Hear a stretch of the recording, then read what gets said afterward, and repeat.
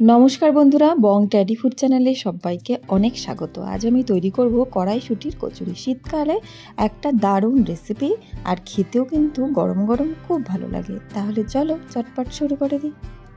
এখানে আমি কড়াইশুঁটিটাকে মিক্সিতে পেস্ট করে নিয়েছি, তার সাথে দিয়েছি আদা, কাঁচা লঙ্কা আর দিয়েছি ধনেপাতা। সবই আন্দাজ করেই দিয়েছি, যে যতটা পরিমাণ কড়াইশুঁটি নেবে সেই আন্দাজে আদা 1 ইঞ্চি সাইজ আর নিয়েছি ধনেপাতা। সব দিয়ে ভালোভাবে মিক্সিতে এরা পেস্ট করে নিয়েছি। তারপরে কড়াইতে দিয়ে দিলাম সর্ষের তেল, তোমরা সাদা তেলও করতে পারো। তারপরে পরিমাণ মতো নুন, মিষ্টি আর একটু হিং দিয়ে কড়াইশুঁটির এইটাকে পুর তৈরি করে নেবো। খুব ভালো করে একদম শুকনো করে নিতে হবে, যাতে একটু জল না থাকে। দেখো কড়াই থেকে একদম উঠে আসছে। এরপর এটাকে আমি তুলে নিচ্ছি।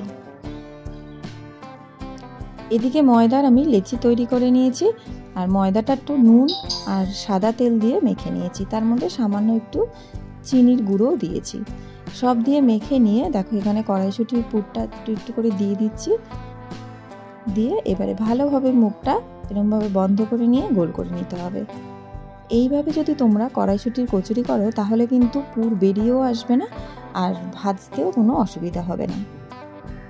এইভাবে এক এক করে আমি লেচিগুলো তৈরি করে নিচ্ছি। এবারে হালকা হাতে এগুলোকে একটু সাদা তেল দিয়ে দিয়ে বেলে নিচ্ছি।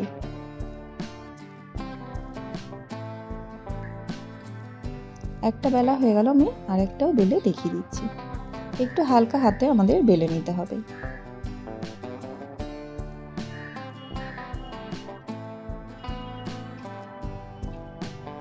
এইভাবে সবকটা আমি বেলে নিয়ে তারপর গ্যাসে কড়াই বসিয়ে দিচ্ছি, আর কড়াইয়ে দিয়ে দিলাম সাদা তেল পরিমাণ মতো। তেলটা ভালোভাবে গরম হয়ে আসলে তবেই কিন্তু আমাদের কচুরিগুলো এক এক করে ভেজে নিতে হবে।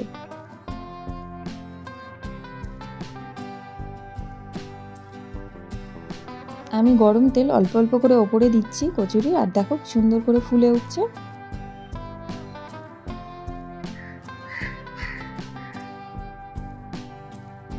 এইভাবে দুপিঠটা ভালো করে ভেজে আমি এগুলোকে তুলে নেব।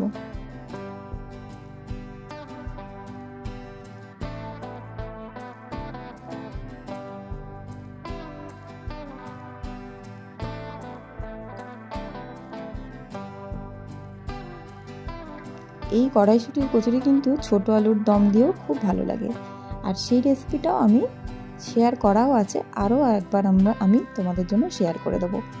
দেখো তৈরি হয়ে গেল আমাদের কড়াইশুঁটির কচুরি।